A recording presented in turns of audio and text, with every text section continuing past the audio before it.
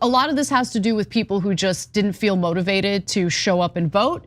Some people, like myself, did show up and vote, but I did not vote for either presidential candidate.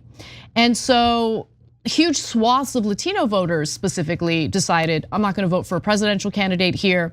And overall, there was a 9-point drop in voter turnout in the state. In this video, Ana Kasparian of the Young Turks discusses the decline of enthusiasm for the Democrat Party in California. Ana Kasparian discusses the reasons for the extreme apathy she's seeing among California voters. With that, let's watch Ana Kasparian destroy the woke left and their declining appeal in California.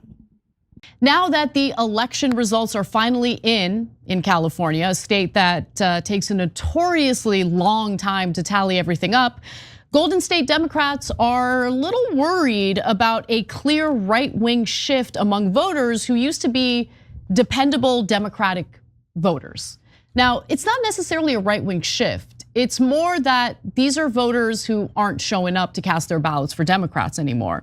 And they also made some surprising congressional gains, despite what we've noticed with some of these typical Democratic voters staying at home. So let's get into the details. First, important to know that Trump flipped 10 counties red, and the state GOP picked off 3 legislative seats despite being vastly outspent. Okay, so that's some of the evidence that there's been a little bit of change in California, which is a deep blue state. So the biggest shift to the right is seen among Latino voters in the state, which is a huge blow to the Democrats, clearly. Historically, Democrats had been able to solidify support among Latino voters in California thanks to backlash over a previous proposition. It was known as Proposition 187. And that was an initiative that was targeting immigrants in the country illegally.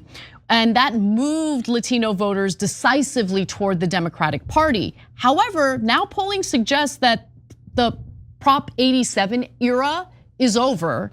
And Latino voters, unsurprisingly, are concerned about affordability in a state like California. High taxes, high housing prices, and they feel that the Democratic Party hasn't done enough to help them with this. So a post-election poll conducted by a Democratic pollster named David Binder found that affordability and high cost of living in the state were the preeminent concern. Gosh, this is gonna come as a real shock to a lot of Democrat voters and anyone in the Democrat Party really, but it's almost like Latino voters are just like all other American voters. It's so funny that they're confused as to why they're losing Latino voters, because the Latino voters in your state live in a state where they're taxed out the wazoo. No one really sees any improvements with the money that they're giving their government. Prices for everything is out of control. Housing affordability, forget about it. And the cost of living in general is crazy. One thing she didn't mention that I think this signals is, as much as the left wing, especially in liberal California, hates Donald Trump, even their hatred of Donald Trump didn't get them to come out and vote this last election. And that has literally been all the Democrats have had to depend on to get votes in previous elections. So they should be concerned. Don't get me wrong, this is an uphill battle for the Republicans to start ever having a real chance of winning in California. But I believe if Republicans deliver on their promises, bringing down prices, bringing down inflation, things that affect everyday people, that will be another step in the right direction. And again, it's about doing what you say you're going to do. Donald Trump, whether you like what he says or not, is irrelevant. He does do what he says he's going to do. So hopefully that continues, and hopefully more and more people wake up in California. Anyway, let's get back to the video. Among California's Latino voters, more than 3/4 of respondents said that California state government policies made prices much higher or somewhat higher. 53% disapproved of how the government is addressing the economy, including jobs and the cost of living. And guys, I can't emphasize enough how much resentment starts to build in a state where taxes are very high, but you also experience your quality of life diminish year after year after year. And you also see that you have less and less buying power because of, there's inflation throughout the country, but that inflation is even more pronounced in a state like California, especially when it's tied to housing prices. Yeah, so look, there's an oddity here of the Democrats picking up 3 national seats in California. We'll get to that in a second, and I have a couple theories on that. But overall, the Democrats got their clock cleaned in California. And so when we talk about why, it's super important that we're honest with ourselves, because if we're not, we'll just keep making the same mistake, and the biggest state in the country will go more and more Republican. My God, if the Republicans capture California, it's over. It's over nationally completely. And we're not close to that now. No. Okay. So Adam Schiff, who was, in my opinion, a terrible candidate, ran against Steve Garvey, who had almost no money, and he still beat him by 19. But 19 is closer than what normally happens, yes, especially because Garvey had no money at all, right? And so you see this red wave coming through the counties, affecting the state legislature, et cetera.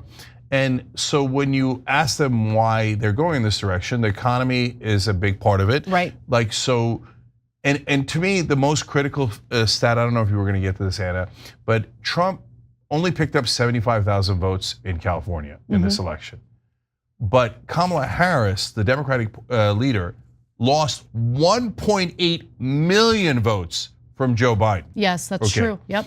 And so what that shows you, it's not that the people woke up in California and were like, oh my God, I think Trump and the Republicans are so amazing. And yeah, I wish Cenk wasn't right on this, that a lot of Californians just woke up, or more than I'd hope, would have woken up and said, wow, the Republican Party, I identify with them more, I'm gonna start voting with them. It was more, I think I mentioned already, it was more just apathy over the candidate for president and Democrat policies in general. But they still couldn't possibly bring themselves to vote for an evil Republican. But like I said, it's a good start. I've always asked myself, when I see a douchebag like Adam Schiff, like, who keeps voting for these people? And of course, it's tribal voting California. And it is odd with the statistics they mentioned, like Trump flipping 10 counties that were always blue to red, the number of people that didn't come out to vote for Kamala, the votes that Trump did pick up. It is crazy that in the congressional seats, they had no problem picking them up. Just off the top of my head, I can't see how that computes, but specifically in the Adam Schiff race, what it sounds like is Steve Garvey just didn't have the money that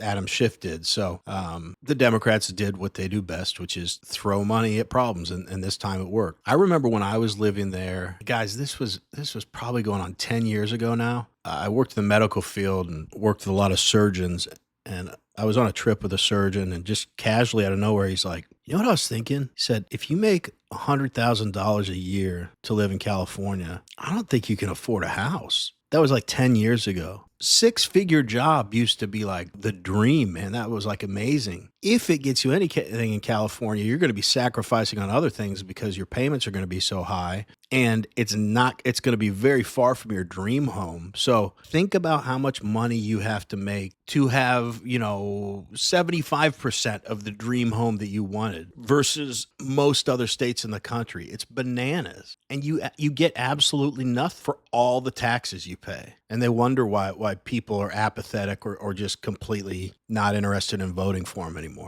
Anyway, let's get back to the video. Wonderful. And we're now all Republicans. No.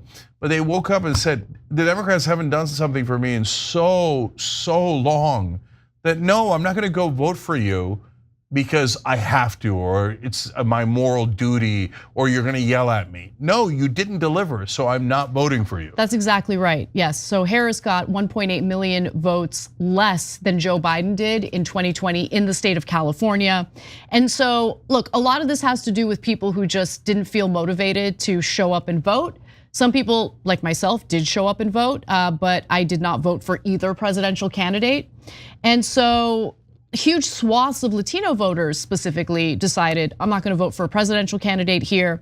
And overall, there was a 9-point drop in voter turnout in the state.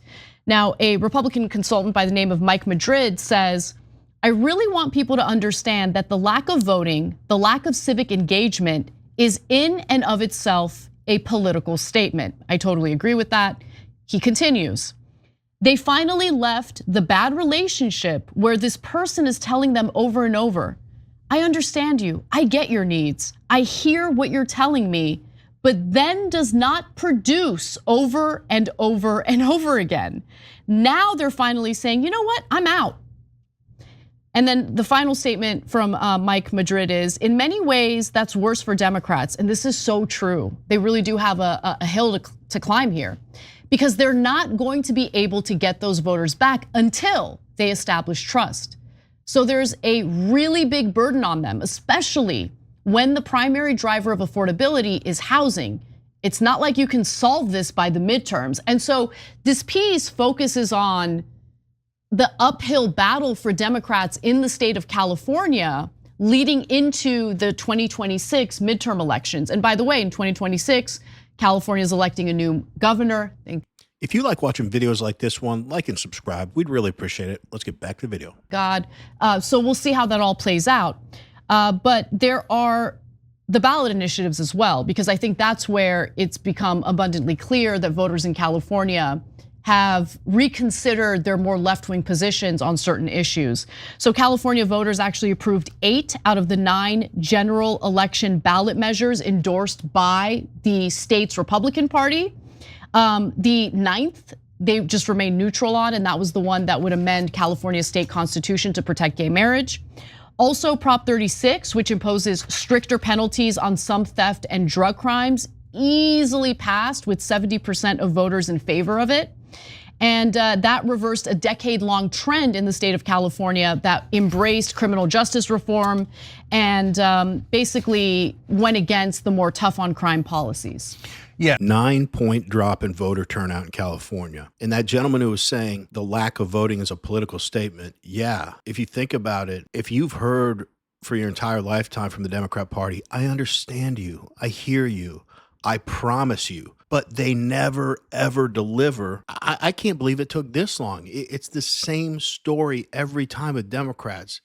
They are always a disappointment to the people that put them in office. And that pollster, analyst, whoever it was that said, that's a political statement with people not showing up. I think it's even worse for Democrats than they described it, because Anna and that gentleman said they need to establish trust, but I think they need to do something more difficult than that. That's reestablish trust. That's when you've burned me once, twice, 3 times, 100 times already. Now I have to build up trust again. That's much more difficult than, trusting someone unconditionally and then they burn you or something. But when it's been over and over and over, a lot of those voters probably feel homeless right now. And I think it's incumbent on the right wing to follow through with the things they say they're going to do, as well as embrace these people. And I'm not worried about that, because anytime someone from the left comes over to the right, in my experience, and overall, I'm not saying everyone, but overall, I think the right wing is much more accepting, open to new people, and loving.